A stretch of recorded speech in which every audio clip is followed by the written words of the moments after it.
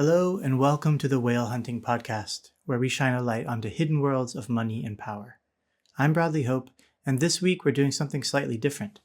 I want to tell you about a man whose work is a source of inspiration for whale hunting, someone who I'd like to think would be a fan of what we do here had his life not been cut short at the turn of the century.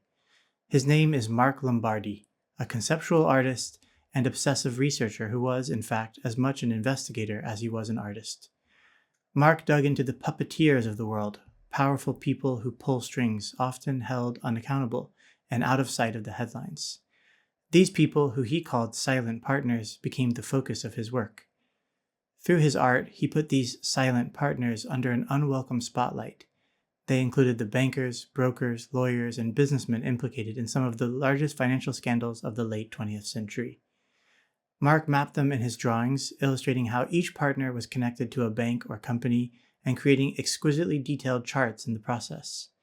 His drawings feel closer to celestial star charts than to classical artworks, and his art raised eyebrows, gaining traction and interest even as Mark became increasingly convinced that he was under surveillance himself.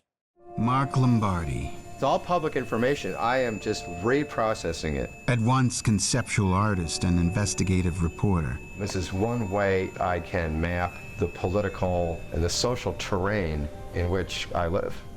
On the pulse of the biggest conspiracies of our time, until his death became a conspiracy. Artist Mark Lombardi found dead in his home after an apparent suicide. The Illuminator. Art, Conspiracy, and Madness. The story of a conceptual artist's rise to fame, whose brilliant genius had devastating consequences. From Brazen. Available now, wherever you get your podcasts. At Project Brazen, we've been working on a show about Mark's life and work for more than a year now. We've examined his art, spoken to people who knew him, and researched the people and companies he was most interested in. We're calling the show The Illuminator in a nod to how his work illuminated scandals and conspiracies in ways that books and written descriptions never could. The first episode of The Illuminator is out now on all major podcast platforms. You can find it by searching for The Illuminator, Art, Conspiracy, and Madness wherever you listen. I also have one more thing to share with you. At Whale Hunting, we were lucky enough to speak to an expert on Mark's work. His name is Lawrence Rinder, and he's an art curator and museum director. Lawrence was the curator of contemporary art at New York's Whitney Museum when it acquired a number of Mark's drawings. He knows more than most about Mark's magnum opus, a vast drawing titled BCCI-ICIC FAB.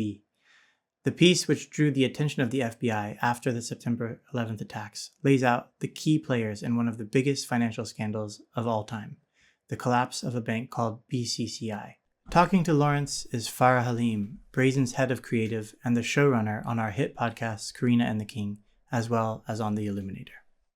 Thanks very much for joining us, Lawrence. It's great to speak to you. Thank you. Great to be here. I thought we'd start with this work of Mark Lombardi's, the big piece of work, the BCCI. Can you actually talk me through the piece itself and how you went about acquiring it? Sure. Well, this was the last major piece that Mark made before he died, and he finished it in 2000. I think he was working on it for about 4 years, from 1996 to 2000. It's an enormous piece. People who know Claude Monet's Water Lilies, it kind of, or a Jackson Pollock drip painting, it has that kind of scale and presence. And I must have seen this piece in an exhibition. To be honest, I don't remember when I first saw it, but it probably was in 2000, shortly after I came to New York. And I was very impressed with it and, loved it and recognized immediately that this was not only a great work of art, but the tip of an iceberg of, kind of incredible and very unusual talent. I think the work is not visually and in a way, methodologically, unlike anything else that I had seen before or knew of. And my feeling as the curator at the Whitney was that it was our job to get the best piece that they were making. And even though Mark at that time was not well known, I thought it was important for the Whitney to sort of, for lack of a better word, take a chance and get this monumental piece, not just get a few small drawings or something, but really go for it. So luckily, my committee, the committee that worked with me to acquire work for the Whitney, agreed, and we were able to get the work. And I believe that the gallery donated a number of smaller studies for the piece at that time. So the work, I'm very happy to say, is now in the collection of the Whitney Museum. And the piece, as you know, and the listeners may also know, documents a very extensive and extraordinary banking scandal that took place for over several decades in I think the 70s, 80s, and maybe even into the 90s with a bank called BCCI. And they got tangled up in all kinds of seedy money laundering scandals that not only involved, the Afghan Mujahideen and drug traffickers, but also extended into some fairly mainstream American and other political environments. And as you can see in Mark's piece, there are names like George Bush on there that are kind of surprising to see in the context of such a seedy scandal, or perhaps not surprising. I read one of your very early articles in the Village Voice, and you were talking about the incident of the FBI calling the Whitney. Can you tell me a little bit about how you felt when they called the museum and your response? Yeah, so, Mark's work documents these sort of extensive networks, or you could use the word conspiracy, I guess, related to finance, terrorism, politics. And the work involved a tremendous amount of research. But the FBI did contact the museum in 2001. I believe some agents actually came to the museum. I was not there at the time. I found out about it when I came in. I think one of my assistants said, "Oh, you missed the FBI. They were here."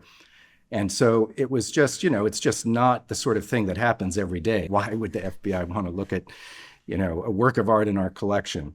But you have to remember that this incident occurred within less than 2 months after the September 11th attack on the World Trade Center. There was no traffic downtown. You could still smell the aftermath of the event. You can imagine it was a horrific thing that was still very much real and alive at that moment. Not only the physical reality, the smell in the air,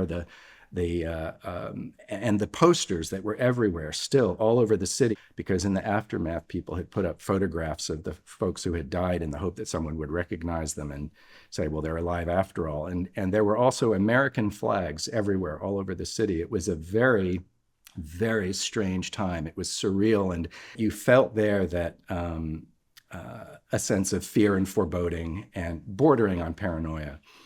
So that was the context of the FBI coming to the museum to look at this work of art.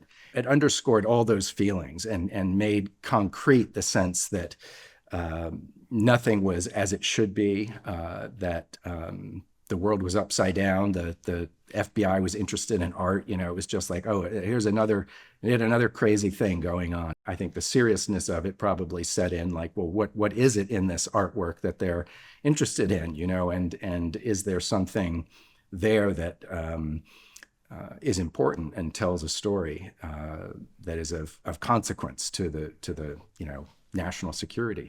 And what's interesting about that particular work and all of his works as taken together is that he never concludes anything. He just merely displays them for without any judgment. Why do you think that the FBI was interested? I think to the extent that they were interested in it, I would imagine it was because underlying his work, however elusive it might ultimately be, was a tremendous amount of actual research. He was a trained researcher and a trained archivist, and he knew how to do this work, which was, I believe that was in advance of the internet, or at least the internet as we know it. So it was really kind of hard slogging, checking, probably in archives, newspaper records, God knows how he did it. But he kept notes on file cards. It was really old school sleuthing. And then he used that information to make art. The FBI was probably grasping for straws. So I don't think they were looking for his conclusions so much as maybe some random name that maybe would show up there that they hadn't thought of. That's my guess, but I don't really know. Did you look at the work differently in the aftermath of 9/11 and when you had first procured the artwork compared to post 9/11? Was there a different point of view on the work from you? I mean, I guess to the extent that it suddenly felt tremendously and immediately relevant in a real world sense. I mean, the idea that this work of art potentially possessed something meaningful related to that, powerful incident made the work feel somehow, this is overstating it, but, radioactive, like it suddenly became alive with a kind of an energy that it had before, but maybe not at that volume. Wow, that's fascinating. I just wanted to sort of conclude by asking you whether you, in the years, since his death, and whether people talk to you about Mark Lombardi, whether his name comes up, and in what scenarios? I mean, I think his work and his name is still, very relevant out there in the art world. And were it to be shown, today, I think people would feel instinctively the connections to the kind of conspiratorial mentality that is really, afoot these days and is actually underlying sort of one of the main political parties of our country, and motivating the voters of a good part of the electorate of the United States. So this way of thinking has, if anything, only become more relevant and part of our lives. And so I think Mark Lombardi's methodology, the inspiration for the work, remains extremely relevant. Fantastic. Well, thank you so much, Lawrence, for joining us. My pleasure.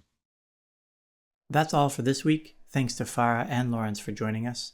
Episodes of The Illuminator will be coming out every Monday for the next 5 weeks, and we may well have an insider or two from the BCCI story joining us here on Whale Hunting too. Make sure you follow the show to catch the latest episodes. For early access to episodes of The Illuminator and ad-free listening, head to brazen.fm/plus. Thanks for listening. We'll be back next week for more. That's it for this week, and thanks for listening. The best way to stay up to date with whale hunting is to hit follow wherever you listen to podcasts. And you can also subscribe to the Whale Hunting newsletter for updates on the shadowy lives of the powerful and ultra-wealthy at whalehunting.projectbrazen.com. That's whalehunting.projectbrazen.com.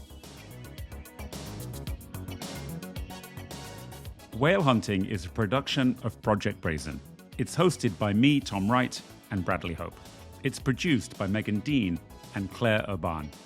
At Project Brazen, Mariangel Gonzalez is our project manager, Ryan Ho is the creative director, with additional design from Andrea Claridge.